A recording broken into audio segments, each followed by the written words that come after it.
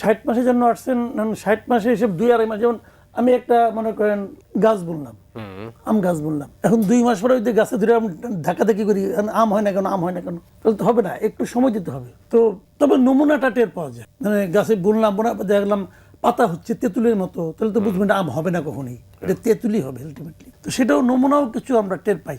তো আমি নিজে একদম শুরুর দিন থেকেই বলছি আমি যে আমরা প্রধানমন্ত্রীর যে চেহারা দেখছি, ওনার কথাবার্তা, ওনার চালচলন, ওনার মানে আপনার সব মিলিয়ে ওনার সৌজন্যতা বোধ সব মিলিয়ে যেরকম দেখেছি আমি নিজে পার্সোনালি মনে করি আমরা এরকম প্রধানমন্ত্রী এর আগে পাইনি। উনি একটা নতুন ধরনের মানে চিত্র আমাদের সামনে উপস্থাপন করেছেন।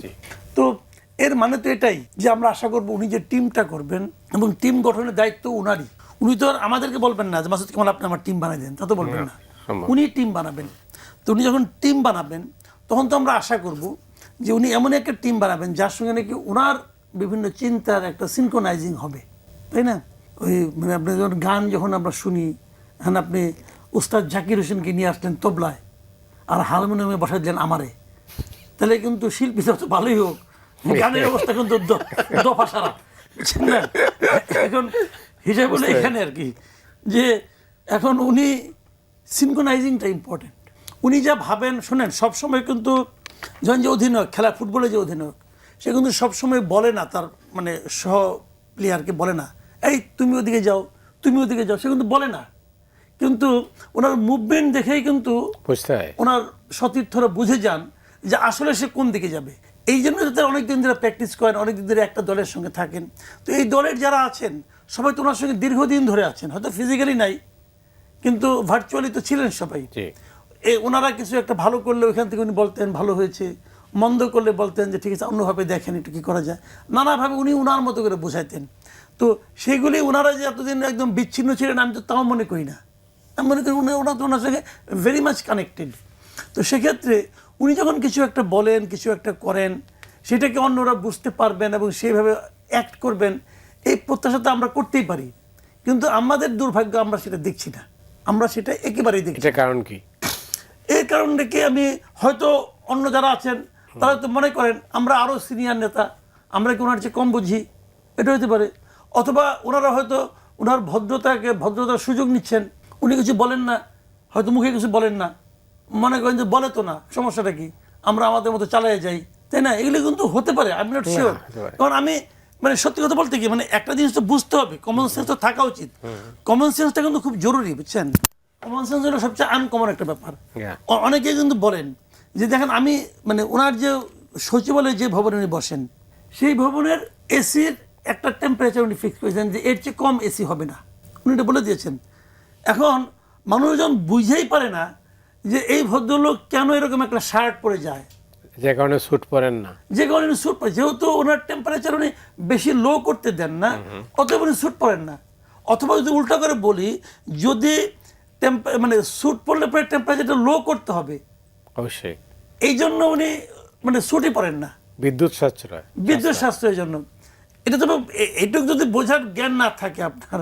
আর আমি অনেক মন্ত্রীকে তো দেখি যে মানে শপথ দেওয়ার সময় যে স্যুট পড়ছিলেন, স্যুট তো আর খুলে না, তাইও খুলে না।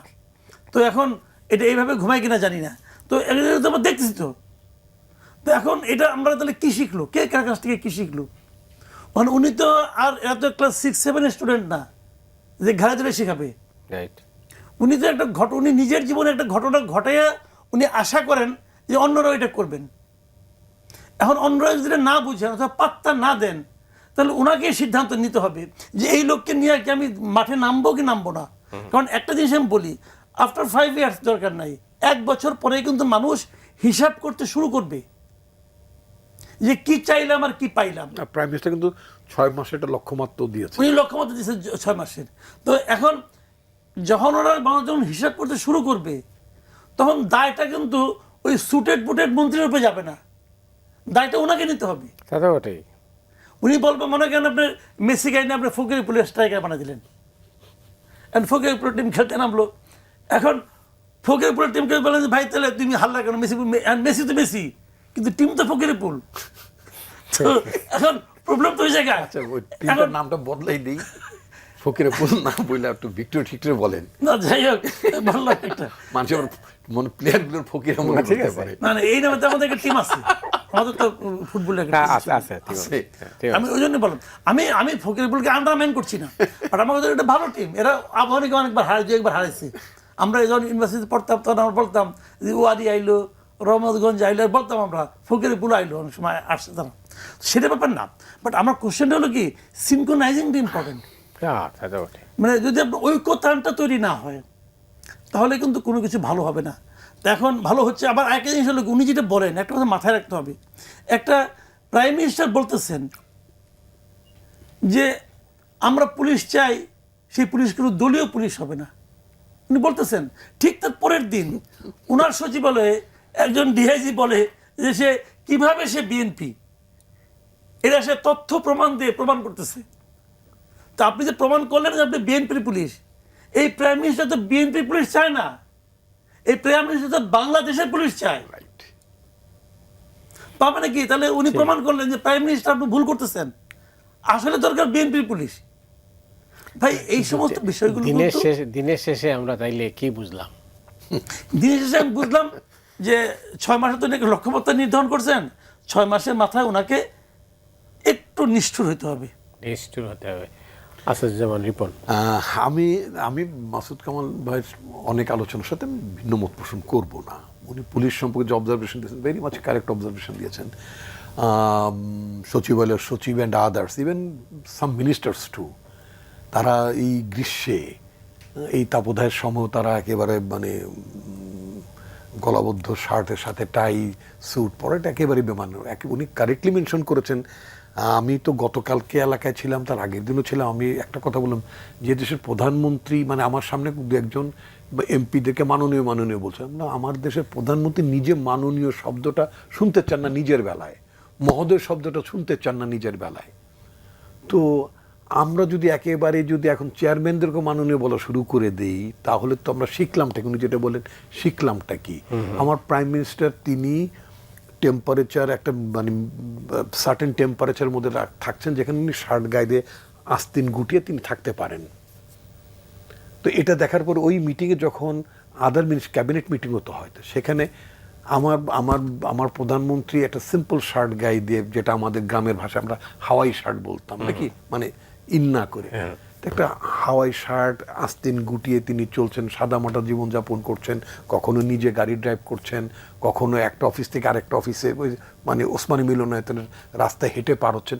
এই যে জিনিসগুলো উনি করছেন এবং আমরা দেখছি মানুষ কিন্তু আমাকে অনেকে বলেছেন, দেখেন আমরা বিএনপি করি না, বা কেউ কেউ বলেছেন যে আমরা তো বিএনপি সাপোর্টও করি না, কিন্তু প্রধানমন্ত্রীকে আমরা পছন্দ করি, ওনার ওয়েব স্টাইল, উনি যেভাবে চালাচ্ছেন এটা আমাদের খুব ভালো মনে হচ্ছে। মাসুদ কামাল ভাই খুব কারেক্টলি বলেছেন যে বাংলাদেশের ৭২ সাল থেকে আমরা প্রধানমন্ত্রী পেয়েছি, কখনো প্রধানমন্ত্রীর ক্ষমতা কমেছে, কখনো প্রেসিডেন্ট ছিল, বাট প্রধানমন্ত্রী ছিল। আমি যদি হেড অফ দ্য গভর্নমেন্টের কথাই বলি, জি জি, একেবারেই এইরকম মানে ডাউন টু আর্থ এরকম মানুষ তো পাওয়া যায়নি। আমরা সবসময় কি দেখতাম যে কোনো একটা প্রোগ্রামে গেলে কোনো মানে প্রধানমন্ত্রী তো প্রধানমন্ত্রী, আদার মন্ত্রীরা অ্যাটলিস্ট ২-৪ আঙ্গুল পিছনে দাঁড়াইতেন বা চলতেন। তো আমরা কি দেখছি যে প্রধানমন্ত্রী একেবারেই নিরঙ্কারী মানুষ, ওনার সাথে সবাই সমানভাবেই হাঁটছেন চলছেন।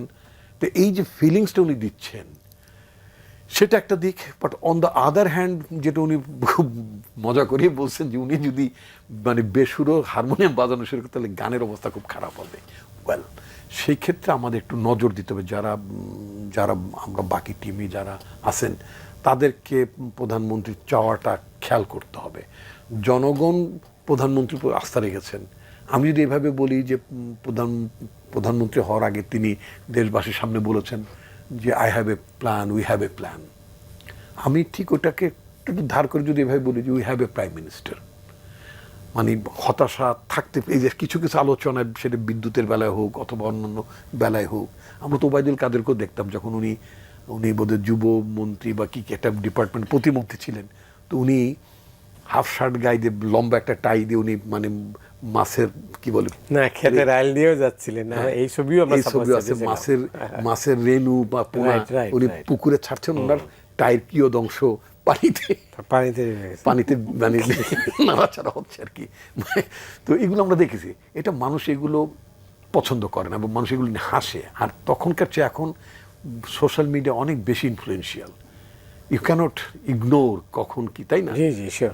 সো আমি শুধুমাত্র মানে যারা আমাদের অনুষ্ঠান শুনছেন, মাসুদ কামাল ভাই তো উনি তো বেশ মানে মানে কি বলেন না একেবারে মানে মানে আমি ওনাকে পজিটিভলি ক্রিটিক মনে করি, অবশ্যই আমি নেতিবাচকভাবে দেখি না, এবং সেভাবেই নেওয়া উচিত আমাদের।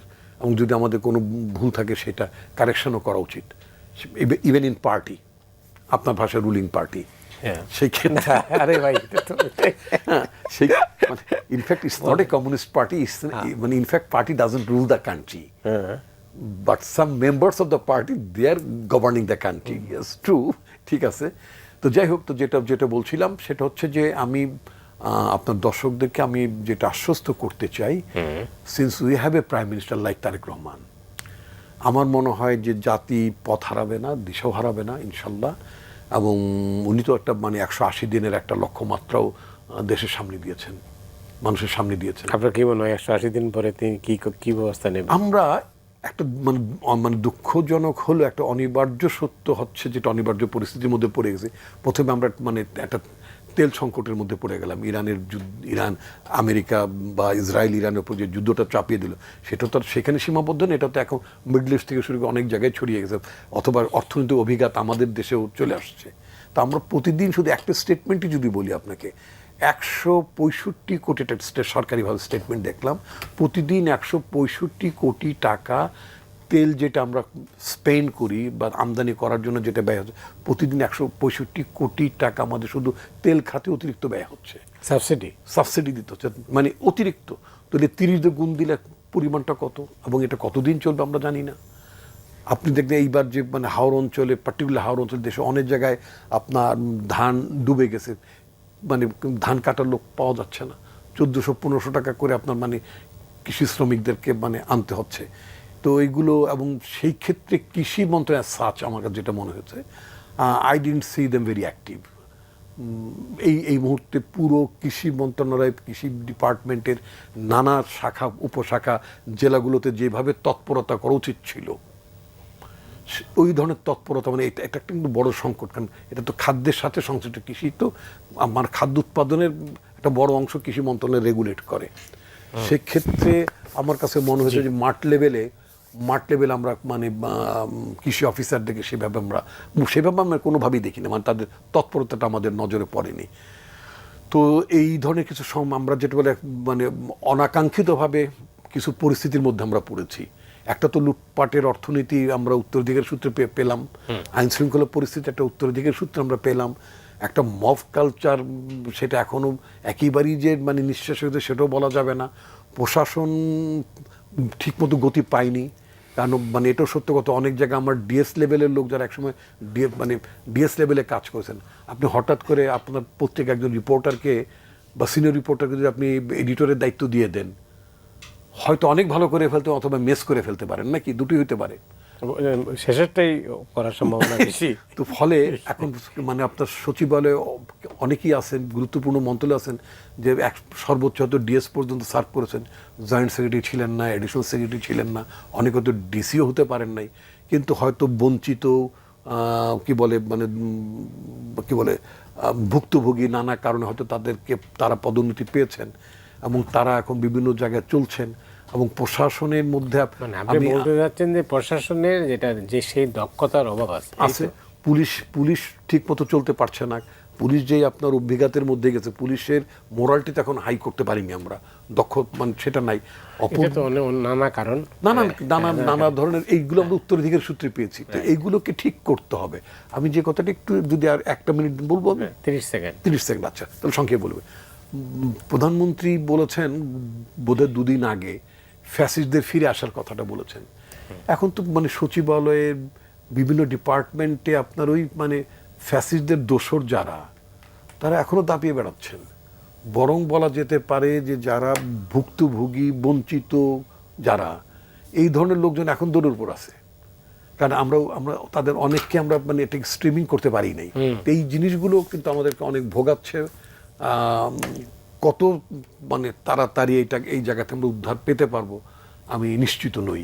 সংকটের কথা বলেছেন, অনেকগুলো চ্যালেঞ্জের কথা বলেছেন। আসাদুজ্জামান রিপন স্বীকার করেছেন যে আসলে এই সংকটগুলো আছে এবং এটা আপনার বক্তব্য থেকে আমরা পেয়েছি, কিন্তু একটা সমাধান তো থাকতে হবে।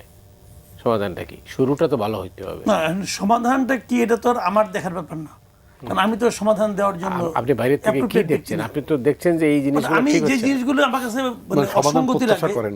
যেগুলো আমার অসঙ্গতি লাগে, যেগুলি দেখে আমি মানে আতঙ্কিত হই, উদ্বিগ্ন হই, সেগুলি নিয়ে আমরা আলাপ করি। ওইটাই এবং এখান থেকে সরকারি সিদ্ধান্ত নেবেন যে তাদের কোন পথে যাওয়া উচিত, কি করা উচিত, এটা তাদের ব্যাপার। ইয়া তো আমরা যেগুলো দেখলাম সেগুলো নিয়ে আলোচনা করলাম যে এখন যেমন ধরুন কতগুলি বিষয় আছে সামনে সামনে কিন্তু আমরা বুঝতে পারছি যে সারের সংকট হবে। এখন এই সারের সংকট কিভাবে সরকার ম্যানেজ করবে, এটা কিন্তু সরকারকে কিন্তু এটা সিদ্ধান্ত নিতে হবে। এখনো কিন্তু অনেক অর্থনৈতিক সংকট থেকে আমরা বেঁচে আছি কেন জানেন? আমাদের রেমিটেন্স কিন্তু বেড়ে গেছে অলরেডি। যে আপনার যেটা আমরা আশঙ্কা করছিলাম যে ইরান যুদ্ধের কারণে কমবে বোধ হয়, কিন্তু কমেনি। গত কয়েকদিন দেখলাম রেমিটেন্স বাড়া, এবং এটা আমাদের জন্য ইতিবাচক দিক। আবার এই সরকারকে দায়িত্ব নেওয়ার পরেই কিন্তু নানা ধরনের মানে সংকটের মধ্যে পড়তে হয়েছে, যেটা তাদের হাত ছিল না। সংকটই আছে। হ্যাঁ, যেমন আপনি জ্বালানি সংকট টঙ্কট, এগুলো তো তাদের কোনো হাত নাই। কাজে এই সংকটগুলি কিন্তু ধারাবাহিকভাবে অন্য অন্য আরও অনেক ক্রাইসিসকে তৈরি করবে। সাধারণ মানুষের মধ্যে কিন্তু ক্ষোভ আছে। আমি আপনাকে একটা সিম্পল উদাহরণ দিয়ে বলি, একদম সিম্পল উদাহরণ। আগের সরকারের মানে অন্তর্বর্তীকালীন সরকারের একটা সিদ্ধান্তের কারণে ওই সময় বাংলাদেশ ব্যাংকের যিনি গভর্নর ছিলেন, তার একটা মানে মানে মূর্খতার কারণে আমি বলবো যে 5টা ইসলামী ব্যাংকে সে একীভূত করছে। এই 5টা ইসলামী ব্যাংকের টোটাল গ্রাহকের সংখ্যা হলো 75 লাখ। আপনি খালি ফিগারটা খেয়াল করেন, এই 75 লাখ লোকের টাকা পয়সা এই ব্যাংকগুলিতে ছিল, এখনও আছে। অনেকে হয়তো তার সারা জীবনের সঞ্চয় ওখানে রেখেছে এফডিআর করে, ওই টাকা দিয়ে তার সংসার চালায়। এই 75 লাখ লোককে এখন আপনি বলতেছেন তোমরা এখন টাকা পাবা না, মুখে বলেন না, এরা ওখানে যায়, এদের টাকা দেয় না, টাকা পায় না, পায় না, টাকা ঢুকতে পারে 1000, 500, 2000 এমন করে পায়, আবার কখনো দেয়ও না। তো আপনি ভাবেন তো এই 75 লাখ লোকের যে ক্ষোভটা, ক্রোধটা, রাগটা, এটা আলটিমেটলি কোথায় যায়? সে কি জানে এই সম্মিলিত ইসলামী ব্যাংকটা কার কারণে হয়েছে? সে কি জানে এই ব্যাংকগুলি কেন ফল করলো? সে কি তারা এত লোককে চেনে রে ভাই? তাদের এত লোককে চেনার তো অর্গান নাই। তারা বলতেছে এই ক্রাইসিসটা শুরু করছে ইউনূসের আমলে, তারেক রহমানের আমলে এই ক্রাইসিসটা চলছে। সেই ক্রাইসিসটা মিটাতে পারলো না কেন? মিটাতে দিতে হবে তো। এই 75 লোকের এই যে কষ্টটা, এটাকে কি কেউ নোটিশ করতেছে? আপনি এ পর্যন্ত আমাদের অর্থমন্ত্রী থেকে শুরু করে অন্য কোনো ব্যাংকের, বাংলাদেশ ব্যাংকের যে গভর্নর যারা আছেন গুরুত্বপূর্ণ ব্যক্তি, কারো মুখে শুনছেন তারা এই 75 লাখ মানুষের সমস্যা নিয়ে একবারের জন্য একটা শব্দ উচ্চারণ করছে? এই 75 লাখ লোক কি এই দেশের মানুষ না? তাদের ভোট কি তারা কখনো লাগবে না? কয়েকটা জিনিস আমি আপনাকে বলি, শুনেন। ভোট পাওয়ার জন্য আপনাকে ভালো বাগ্যী হতে হয়, ভোট পাওয়ার জন্য আপনাকে ইমোশন ক্রিয়েট করতে হয়, ভোট পাওয়ার জন্য অপোনেন্টের ভুলগুলিকে ধরিয়ে দিতে হয়। সব কিছু মিলে আপনি ভোট পাইতে পারেন। ভোটটা যাতে আপনি পেয়ে যান, তারপর লোকে কিন্তু আর দেখে না আপনি কত সুন্দর করে কথা বলেন, কত সুন্দর করে চলাচল করেন, মানুষ ওইটা আর দেখে না। তখন মানুষ দেখতে চায় যে আপনি কতটুকু ভালো ম্যানেজার। এখন কিন্তু আমার ভালো নেতা দরকার নাই, এখন আমার একজন ভালো ম্যানেজার দরকার। কারণ ওনাকে দেশটা 5 বছর রান করতে হবে, এবং এই ম্যানেজ করতে যে উনি যদি ওনার সঙ্গে সহযোগী লোকগুলিকে সেরকম অ্যাপ্রোপ্রিয়েট না পান, উনি একটা বলেন, এরা যদি না বুঝে, উনি কি প্রত্যেকটা লোককে বলে বলে করাবেন কাজগুলো? বরঞ্চ আপনি লোকগুলোকে চেঞ্জ করেন, এমন লোককে আনেন যে নাকি আপনি ইশারায় বুঝে, তাকে আপনি কথা বলতে হবে না। আবার কিছু লোক আছে তারা দৌড়াদৌড়ি করবে কিন্তু তারা ক্যাপাবেল না, মানে এরা ধাক্কাধাক্কি করবে কিন্তু গ্লাসটা নড়বে না। ওকে, সায়েন্সের ভাষায় তো এটাকে ধাক্কা, এর মধ্যে বল প্রয়োগ করলে কিন্তু কাজ হয় না। যদি বল প্রয়োগের ফলে এটা স্থান পরিবর্তন করে তখনই কাজ হয়। তো আমি সারাদিন ধাক্কাইলাম কিন্তু নড়াইতে পারলাম না, তাহলে আমাকে যে আপনার হবে না রে ভাই। তো সেই জিনিসগুলো আপনাকে করতে হবে। যদি আপনি না করতে পারেন, দায়টা কিন্তু আপনাকেই নিতে হবে। দেশের মানুষ এখন নেতা চায় না, এখন তারা একটা ভালো ম্যানেজার চায়। এই লোকগুলিকে আমি তো বললাম যে ভাই এই 75 লাখ লোকের সমস্যা আপনি একদিনে সমাধান করতে পারবেন না, জানি। কারণ এই সমস্যাটা তৈরি করছে হলো ওই যে আপনার ওই লোকটা, ওই যে বাংলাদেশ ব্যাংকের গভর্নর, উনি আইসেই বলছে এই ব্যাংকগুলো শেষ, এই ব্যাংকগুলো হয়ে গেছে, রুগ্ন হয়ে গেছে। এটা বলার পরে সমস্ত লোক হুমড়ি খেপে ব্যাংক থেকে টাকা উঠে নিয়ে গেছে। কারণ ব্যাংকিং সিস্টেমটাতে চলে আপনার বিশ্বাসের উপর, আস্থার উপর। সে আস্থাটা যদি বাংলাদেশ ব্যাংকের গভর্নরই নষ্ট করে দেয়, আহসান মনসুর যে করছে, জি, তাহলে তো আর কিছু থাকে না রে ভাই। এই কারণে ইসলামী ব্যাংক থেকে অনেকে টাকা তুলে তুলে নিয়ে গেছে। নিচ্ছেন এখনো। এখন এগুলি সব তো ওই লোক শুরু করেছে। তো এখন নতুন যিনি দায়িত্বে আসলেন তিনি করলেনটা কি? আগের লোকের বদনাম আমি সারাদিন করলাম, ওদের তোমার সমস্যার সমাধান হবে না। আমি জানতে চাইবো যে নতুন মানুষটা কি করলেন, যাকে আমরা বসাইলাম সমস্ত নিয়ম নীতি মানে কনভেনশন সব ভঙ্গ করে কয়দিন আগেও যে ঋণ খেলাপ ছিল তারা এনে আপনি বাংলাদেশ ব্যাংকের গভর্নর বানাই দিলেন। কেন বানাইলেন? কোনো ব্যাখ্যা নেই। আমরা কিন্তু কিছু ব্যাখ্যা পাই না অনেক কিছু। সরকার হয়তো ভালো করেন, কিন্তু ভালোটা কিভাবে ভালো ব্যাখ্যাটা দিবেন আপনি? এই মোস্তাকুর রহমান সাহেব যে বাংলাদেশ ব্যাংকের জন্য অপরিহার্য একজন ব্যক্তি, উনি ছাড়া যে এই দেশের বাংলাদেশ ব্যাংক চলবে না, এই জিনিসটা তো আমরা বুঝি না তোরে ভাই, একটু বুঝাই দেন না। আমরা তো একটু বুঝতে চাই যে কেন উনি সবচেয়ে যোগ্য লোক। মানে আপনি বলবেন যে উনি তো নিজে ঋণ খেলাপি ছিল, কিভাবে রিশিডিউল করতে হয় জানেন। অতএব ঋণ খেলাপের হাত থেকে বাঁচার জন্য ওনাকে আমার দরকার, উনি নিজে জীবন দিয়ে বুঝবেন। যেটা বলেন সেটাও বলেন, বলে আমাদের বুঝান ভাই, আমরা তো বুঝি না। আমার অর্থমন্ত্রী উনি তো কথাই বলেন না, উনি জ্ঞানী মানুষ, তো উনি বুঝান, জনগণকে বলবে তো যে আমি এই কারণে তাকে বানাইছি। নাকি আপনি ধরে নিছেন যে একবার ভোট পাইছি 5 বছর আর কোনো জবাব দিতে নাই আমার? এটাও ভাইবেন না রে ভাই। ধন্যবাদ।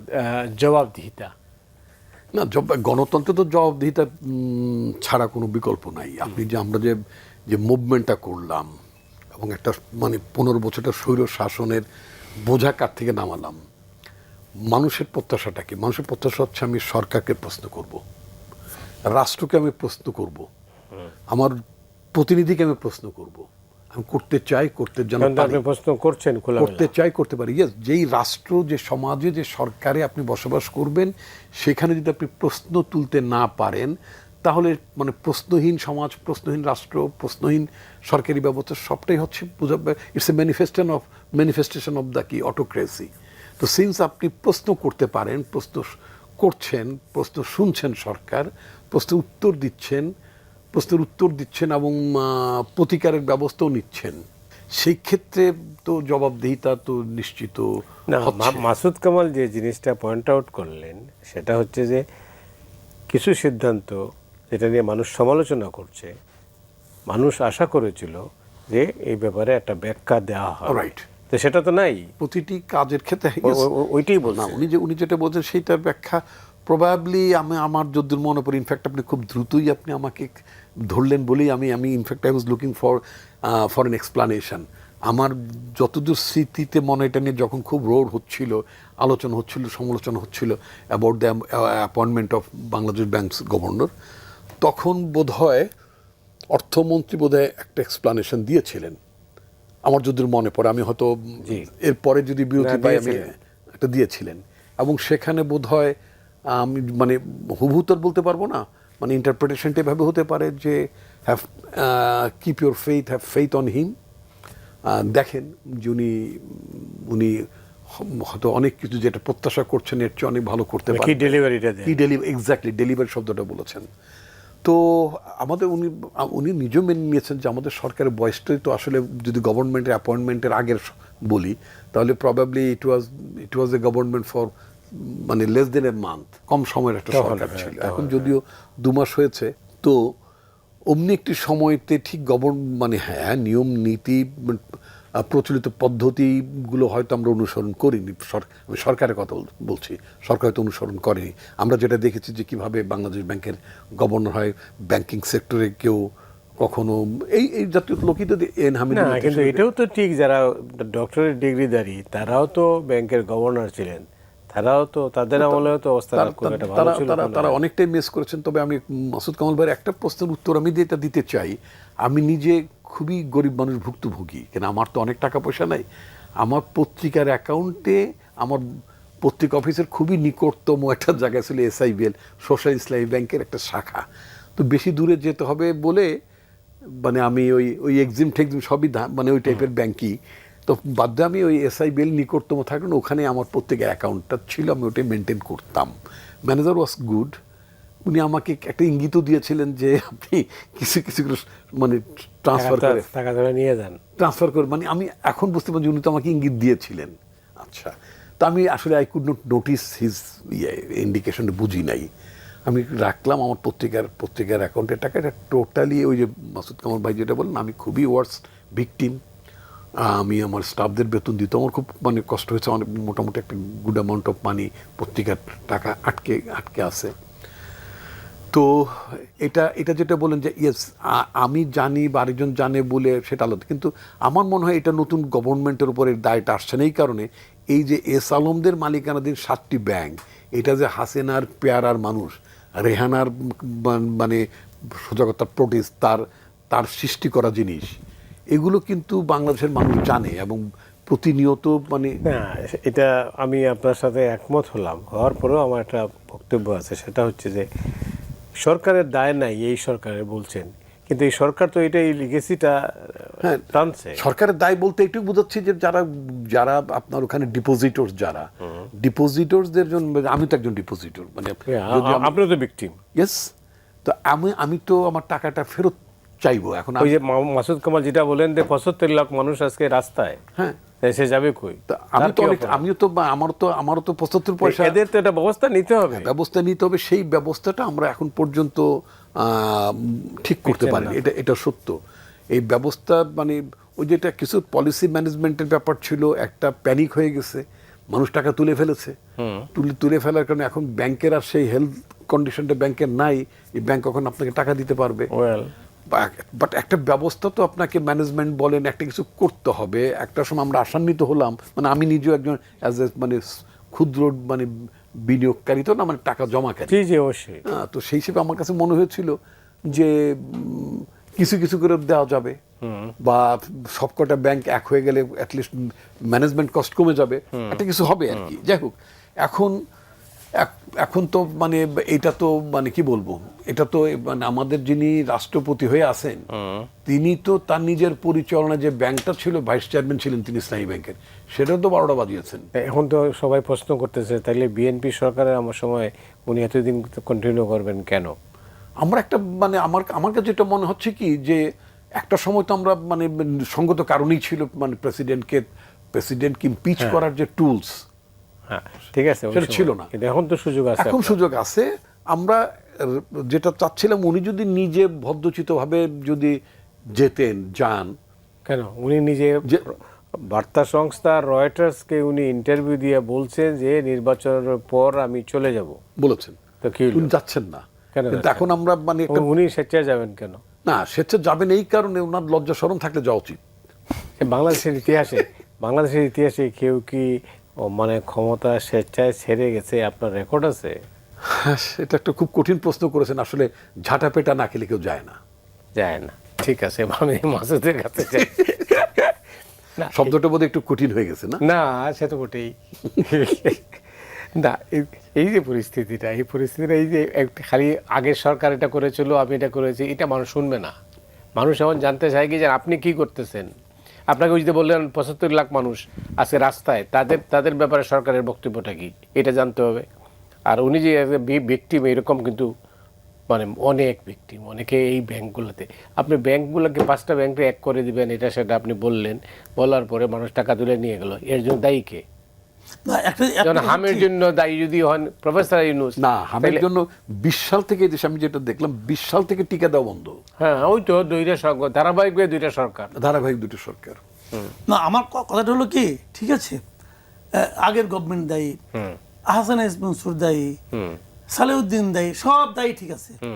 আপনি এখন ওই লোকগুলি দায়ী, এটা বলা পর্যন্ত কি আপনার দায়িত্ব? কোনো অবস্থাতে না। এখন আমার কথা, ওখানে তো 3-4জন লোক, হ্যাঁ, তারা যদি দায়ী হয়ে থাকে তাদেরকে বিচারের আওতায় আনেন, তাদেরকে জিজ্ঞাসা করেন তুমি অন্যায় কাজটা কেন করলো, তোমাকে একটা দায়িত্ব দেওয়া হয়েছিল, তুমি সেই দায়িত্বটা ঠিক মতো পালন করো নাই, তোমার জন্য শাস্তি পেতে হবে। কারণ তাকে যদি আপনি শাস্তি না দেন, এখন আবার যাকে আনছেন সে এরকম করবে, তাকে লোকে দায়ী বলবে, তার তো কোনো সমস্যা নেই, দায়ী বলে বলুক, আমার কাজটা আমি করে ফেলেছি। তো এটা তো হলো না। যদি কারো কারণে একটা লোকের সিদ্ধান্তের কারণে যদি অনেক লোক ভোগান্তির শিকার হয়, তো সেই লোকটাকে তো এর জন্য জবাবদিহিতার আওতায় আনতে হবে। উনি বলছেন আমি ভালো মনে করে করছি, ওকে, আপনি প্রমাণ করেন আপনি কীভাবে ভালো করলেন, আপনি প্রমাণ করতে তো হবে।